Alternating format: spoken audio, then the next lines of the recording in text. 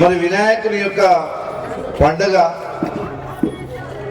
ఈ ఉత్సవాన్ని అందరూ ఘనంగా జరుపుకున్నట్టుగానే మనం జరుపుకుంటూ ఉన్నాం.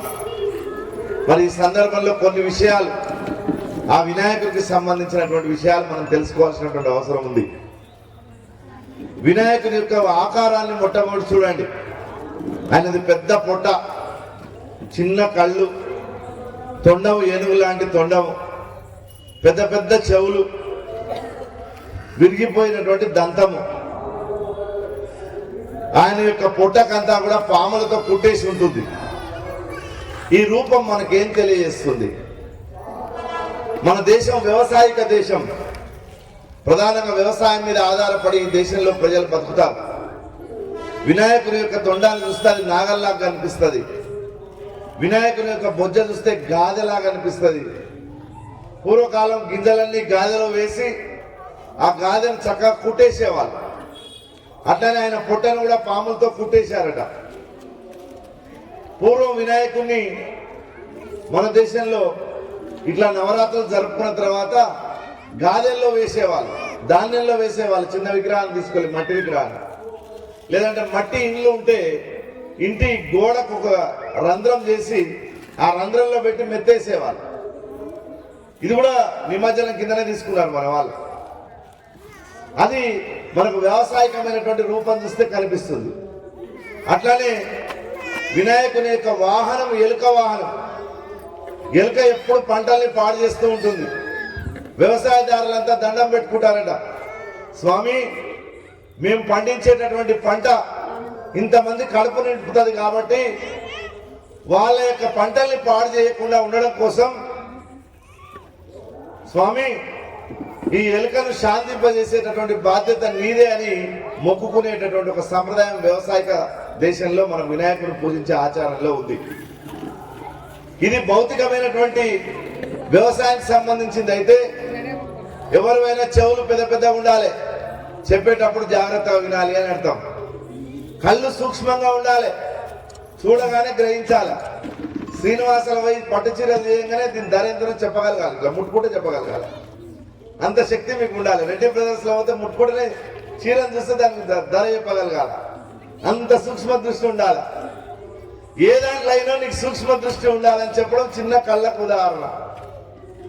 చెవులు పెద్దగా ఉండడం, బాగా వినాలి. వినదగు ఎవ్వరు చెప్పినా వినినంతన వేగపడక వివరింపదగు కనికెల్ల నిజము తెలిసిన మనుజుడే పో నీతి పరుడు మహిళ సుమతి అన్నాడు. మనం ఎవరైనా మాట్లాడుతుంటే వాళ్ళని మాట్లాడనీయకుండా మనమే మాట్లాడుతుంటాం. వాళ్ళని చెప్పనీయకుండా మళ్ళీ మళ్ళీ అడ్డుపడుతుంటాం. అట్లా కాకుండా వాళ్ళు చెప్పేటటువంటి దాన్ని సావధానంగా వినాల. సావధానంగా వినాలంటే ఆ వినడానికి ఉపయోగపడేటటువంటివి చెవులు కాబట్టి చెవులు పెద్దగా ఉండాలంటే నువ్వు జాగ్రత్తగా వినాలి అని అర్థం. అట్లానే ప్రతి పండుగకు ఉన్నట్టే వినాయకుని పండుగకు ఒక 4 రకాలైనటువంటి అంతరార్థాలు ఉన్నాయి. ఏ పండుగ తీసుకున్నా మన హిందూ ధర్మంలో ఆ పండుగ వెనుక ఒక పరమార్థం ఉండి తీరుతుంది. ఉదాహరణకు వినాయక చవితి నాడు ఖగోళపరమైనటువంటి మార్పు జరుగుతుంది. వినాయక చవితి నాకు ఆదివారం వచ్చింది, ఏం పనిలేదు, ఈరోజు అందరం ఇంట్లో ఫ్రీ ఉన్నాం, హాస్టల్ నుంచి పిల్లలు కూడా వచ్చిండ్రు, ఈరోజు వినాయక చవితి చేసుకుందామంటే కుదరదు. వినాయక చవితిని తప్పకుండా భాద్రపద శుద్ధ చవితి నాడు చేయాలి. చైత్ర శుద్ధ పాడ్యం నాడే ఉగాది చేసుకోవాలి. రేపు ఆశ్వీజ శుద్ధ దశమి నాడే దసరా పండుగ చేసుకోవాలి, విజయదశమి. ప్రతి పండుగ తిథులు నిర్ణయమై ఉన్నాయి. ఆ తిథులు ఎట్లా నిర్ణయమై ఉన్నాయి అంటే ఆకాశంలో నక్షత్రాల యొక్క గ్రహ గమనాన్ని బట్టి ఆ తిథులు నిర్ణయించి ఉన్నాయి. మీరు వినాయక చవితి నాడు ఆకాశంలోకి చూస్తే హస్తి అంటే ఏనుగు ముఖం ఆకారంలో, వినాయకుని యొక్క తొండం ఆకారంలో నక్షత్రాల యొక్క గుంపు వినాయక చవితి నాడు కనిపిస్తుంది. అట్లా కనిపిస్తుంది కాబట్టి హస్త నక్షత్రం ఉన్ననాడు భాద్రపద శుద్ధ చవితి హస్త నక్షత్ర యుక్తమైనటువంటి రోజు మాత్రమే వినాయక చవితి జరుపుకుంటాం. అంటే ఆకాశంలో జరిగేటటువంటి మార్పు స్పష్టంగా నీకు కనిపిస్తుంది. ఇది ఖగోళమైనటువంటి మార్పు. రెండవ మార్పు చూడండి, ప్రాకృతికమైనటువంటి మార్పు. వినాయకుడిని పెట్టి పూజిస్తాం. ఆ పూజించేటప్పుడు అద్భుతమైనటువంటి అలంకరణ చేస్తాం. ఆయన చుట్టుముట్టు 21 రకాలైనటువంటి పత్రాలు పెట్టి పూజ చేస్తాం. ఈ 21 రకాల పత్రాలు అనేది ప్రకృతికి సంకేతం. ప్రకృతిలో ఆ వినాయకుని దగ్గర పెట్టే ఏ పత్రం కూడా యూరియాలు, పెస్టిసైడ్స్, ఫర్టిలైజర్స్ పండించినవి కావు. మీరు చూత పత్రమైనా, జిల్లేడైనా, మారేడైనా, ఇంకే పత్రమైనా అందులో ఉండేటటువంటి దర్భ అయిన కలిసి మొదలుకుంటే 21 పత్రాలు ఏవి కూడా మనము ఫర్టిలైజర్స్ పండించేవి కావు. ప్రకృతి సిద్ధంగా అవి పుడుతుంటాయి, ఎండాకాలం వస్తే ఎండిపోతాయి, మళ్ళీ వానాకాలం వస్తే పెరుగుతాయి. అలాంటి మొక్కల్ని తీసుకొని వచ్చి ప్రకృతినే తీసుకొచ్చి పరమాత్మ ముందు పెట్టడం.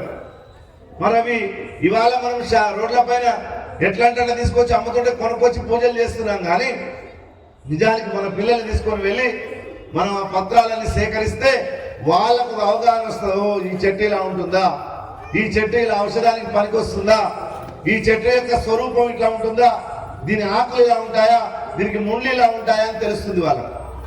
ప్రకృతిని పిల్లలకు పరిచయం చేసేటటువంటి 21 రకాల పత్రాలతోటి వినాయకుని పూజ చేస్తాం. ఇది ప్రకృతికి సంబంధించినటువంటి మార్పు. ఇది ఇంకొక మార్పు ఉంటుంది, దాని పేరు ఆధ్యాత్మికమైన మార్పు. 9 రోజులు వినాయకుడిని చక్కగా పూజలు చేస్తున్నాం, తీసుకొని వెళ్ళి నీళ్ళలో పడేస్తున్నాం. ఏమిటి దీని వెనుక ఉండేటటువంటి అంతరార్థం? ఎందుకు పడేస్తున్నాం? నిజానికి మేమంతా అంటే ఇక్కడ ఉన్నటువంటి వాళ్ళు చాలా మంది పెద్దవాళ్ళు ఉన్నారు, 40 ఏళ్ళు దాటిన వాళ్ళందరూ కూడా పూర్వం వినాయకుడిని ఇట్లాంటి రంగురంగులు ప్లాస్టర్ ఆఫ్ ప్యారిస్ తో చేసేది లేదు. మట్టి వినాయకుడిని చెరువులోంచి మట్టి తీసుకొని వచ్చి తయారు చేసేవాళ్ళు. ఇప్పుడు కూడా బాగా ప్రచారం చేస్తున్నారు ఇటీవల కాలంలో, ఎకో ఫ్రెండ్లీ వినాయకుడు ఉండాలి, ప్రకృతికి హాని కలిగించినటువంటి, రసాయనాలు లేనటువంటి, రంగులు లేనటువంటి వినాయకుడు ఉండాలని ఇప్పుడు ప్రచారం చేస్తూ ఉన్నాం. కానీ 20-25 ఏళ్ల క్రితం అలాంటి రంగులు లేనటువంటి ప్రకృతి సహజ సిద్ధమైనటువంటి మట్టితోటి వినాయకుడు తయారు చేసేవాళ్ళు. చూడండి, మట్టి ఎక్కడి నుంచి వస్తుంది అంటే చెరువు నుంచి వస్తుంది. చెరువు నిరాకార స్వరూపం, దానికి ఏ ఆకారం లేదు, ఎలాంటి రూపం లేదు. ఆ రూపం లేనటువంటి మట్టి నుంచి ఒక రూపం పుడుతుంది. ఆ రూపాన్ని తీసుకొని వచ్చి ఇక్కడ 9 రోజులు పెడతాం, చక్కగా పూజ చేస్తాం. 9 రోజులు అయిన తర్వాత తీసుకొని వెళ్ళి మళ్ళీ చెరువులో వేస్తాం. చెరువులో ఆ మట్టి కరిగిపోతుంది, భూమిలో ఉన్నటువంటి ఆ చెరువులో ఉన్నటువంటి మట్టితో సమానం అయిపోతుంది అది. ఇది చూసి ఏం ఆధ్యాత్మికత మనం అర్థం చేసుకోవాలి? ఓ మానవుడా, నువ్వు పుట్టిన డేట్ కంటే ముందు నువ్వు ఎక్కడున్నావో తెలియదు, అమ్మ కడుపులోకి రాకముందుకు నువ్వు ఏడున్నావో తెలియదు. అమ్మ కడుపులోంచి బయటికి ప్రకృతిలోకి రాగానే నీకు చదువు వచ్చింది, నీకు డబ్బులు వచ్చాయి, నీకు ఆడనా మొగనా తెలిసింది, నువ్వు ఏ ఊరో తెలిసింది, నీ భాష ఏదో తెలిసింది, నువ్వు నాయకుడవా, వ్యాపారస్తుడవా, ఉద్యోగస్తుడవా, వ్యవసాయదారుడవా, కర్షకుడవా, కార్మికుడవా, నీవేదో నీకు తెలిసింది. తెలిసి నీ రూపం ఏర్పడ్డది. ఆ రూపం ఏర్పడిన తర్వాత దానికి రకరకాల భోగాలు అనుభవిస్తూ ఉన్నావు. ఏం భోగాలు అనుభవిస్తున్నావు? నీకు నామకరణం అంటే పేరు పెట్టిన దగ్గర నుంచి మొదలుకుంటే, అన్నప్రాసన మొదలుకుంటే, ఫస్ట్ బర్త్డే మొదలుకుంటే, చచ్చే వరకు నీకు తీసుకెళ్లి బొందలో పెట్టే వరకు నువ్వు అన్ని రకాలైనటువంటి భోగాలు అనుభవిస్తూ ఉన్నావు. మళ్ళీ దాంట్లో పెట్టిన తర్వాత నువ్వు ఎవరో ఈ ప్రపంచానికి తెలియకుండా పోతున్నావు. అంటే ఏమీ లేనటువంటి రూపం నుంచి ఒక రూపం పుట్టుకొని వచ్చి అది ఈ లోకంలో రకరకాల భోగాలను పొంది ఆ భోగాలన్నీ కూడా అనుభవించిన తర్వాత నువ్వు మళ్ళీ రూపం లేకుండా నిరాకార తత్వంలో కలిసిపోతావనే ఆధ్యాత్మిక సూత్రం మనకు తెలియజేస్తుంది.